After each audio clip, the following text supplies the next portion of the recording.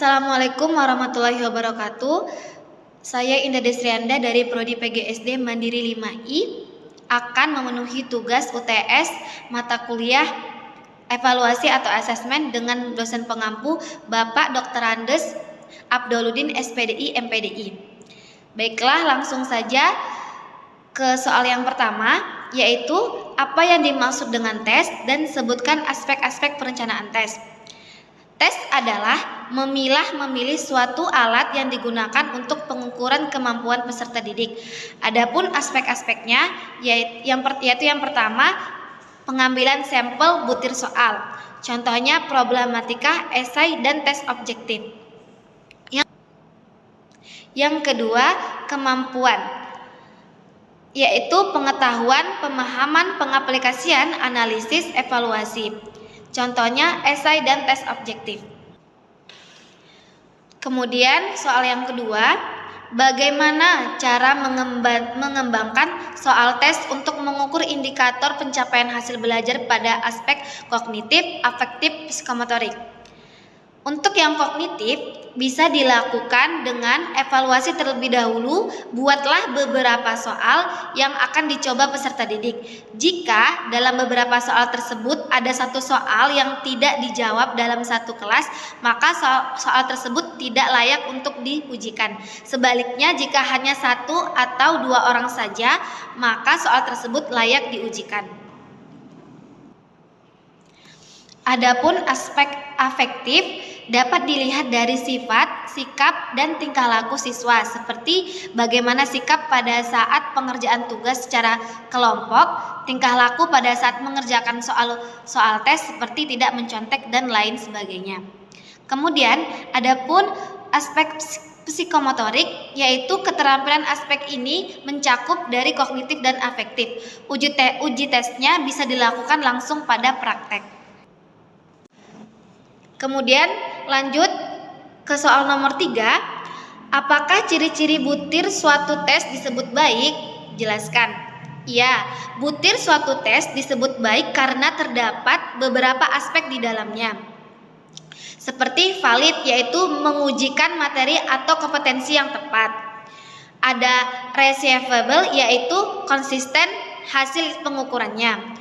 Kemudian ada fair, transparan, autentik, ekonomis, dan praktikabilitas. Dengan ini akan memudahkan penilaian suatu tes yang diujikan dan tidak merugikan peserta didik. Baiklah, lanjut ke soal yang nomor 4. Jelaskan 3 definisi evaluasi menurut para ahli. Di sini saya mengambil dari buku, judul, dan penerbit yang sama.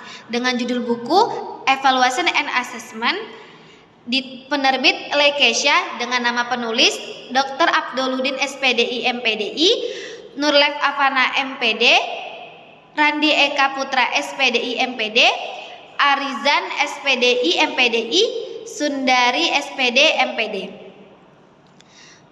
Baiklah, evaluasi.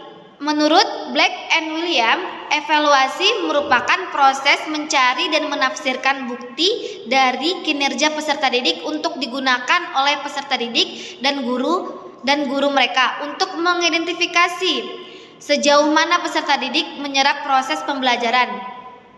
Kemudian yang kedua,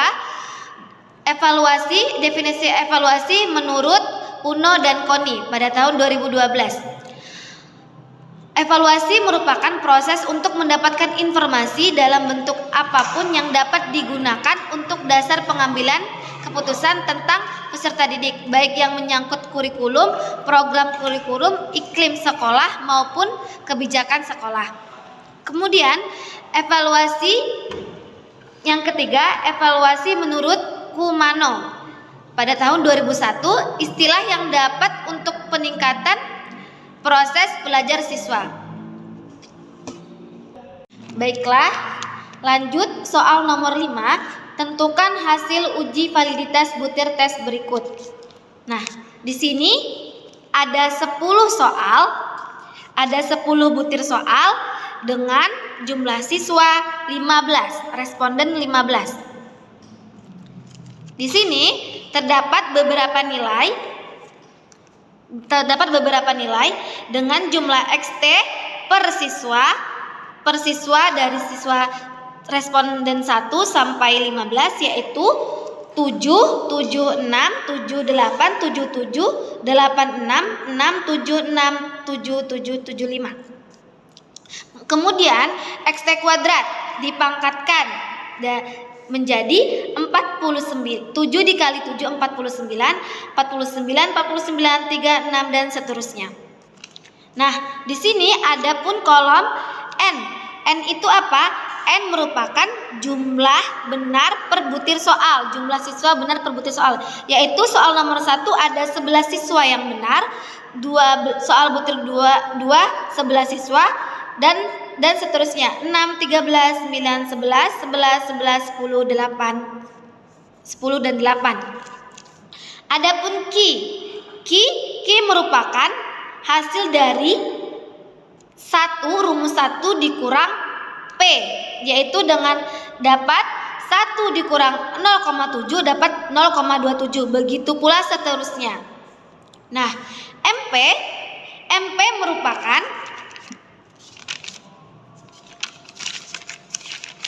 merupakan total XT siswa yang menjawab benar dibagi jumlah siswa yang menjawab benar. Nah, di sini pada soal butir nomor 1, total jumlah siswa yang menjawab benar yaitu 74. Nah, dan jumlah siswa yang menjawab benar itu ada 11. Maka kembali kepada rumus, MP-nya yaitu 74 dibagi 11 pada butir soal nomor 1. Begitu pula seterusnya. Nah, di sini untuk mendapatkan tingkat validitasnya, kita menggunakan rumus RPBS.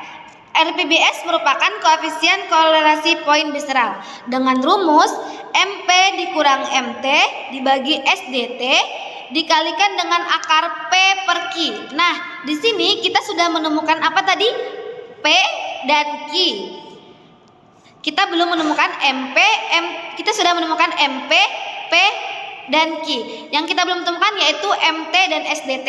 Nah, rumus MT yaitu total jumlah benar per siswa dibagikan jumlah siswa. Nah, total jumlah benar per siswa itu berapa tadi? Yaitu 101. Kemudian dibagikan dengan jumlah siswa yaitu 15. Jadi ketemulah NT-nya yaitu 101 dibagi 15 sama dengan 6,73. Nah, di sini sudah ketemu nih MT-nya 6,73. Kemudian kita cari SDT-nya dengan rumus ini. Sigma XT kuadrat akar sigma XT kuadrat dibagi N atau jumlah siswa dikurang sigma XT per jumlah siswa dikuadratkan. Nah, dari yang kita dapatkan XT kuadrat 689 dibagi 15 yaitu jumlah siswa.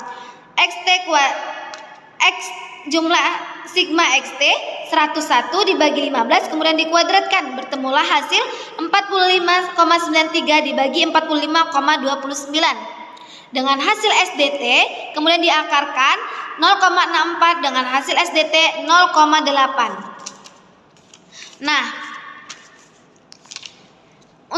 karena kita sudah mendapat semuanya MP, MT, P per Q dan SDT-nya, kita akan menguji satu persatu butir soalnya. Soal yang pertama,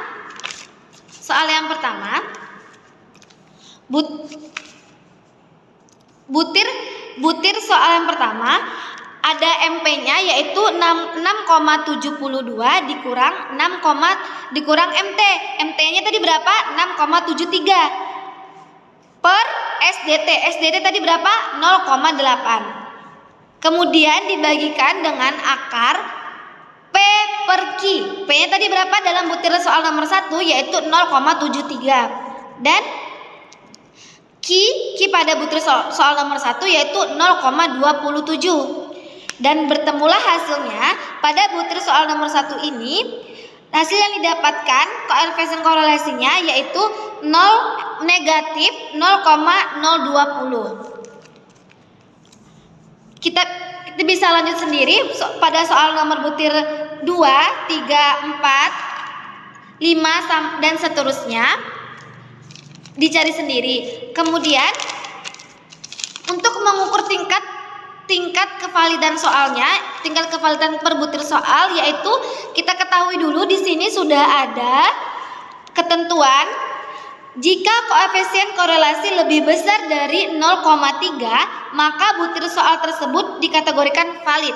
Nah, di butir soal nomor 1 koefisien korelasinya yaitu 0,020. Ternyata lebih kecil daripada ketentuan yaitu 0,3. Jadi soal butir nomor 1 dikatakan tidak valid. Kemudian soal butir nomor 2. Koefisien korelasinya yaitu 0,16.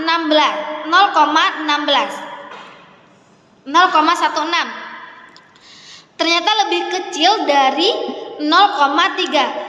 Soal nomor 2 juga tidak valid.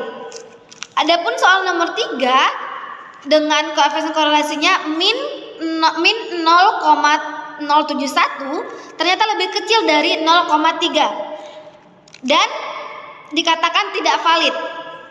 Nomor 4, butir soal nomor 4 0,34 ternyata lebih besar daripada 0,3. Maka butir soal nomor 4 dikatakan valid.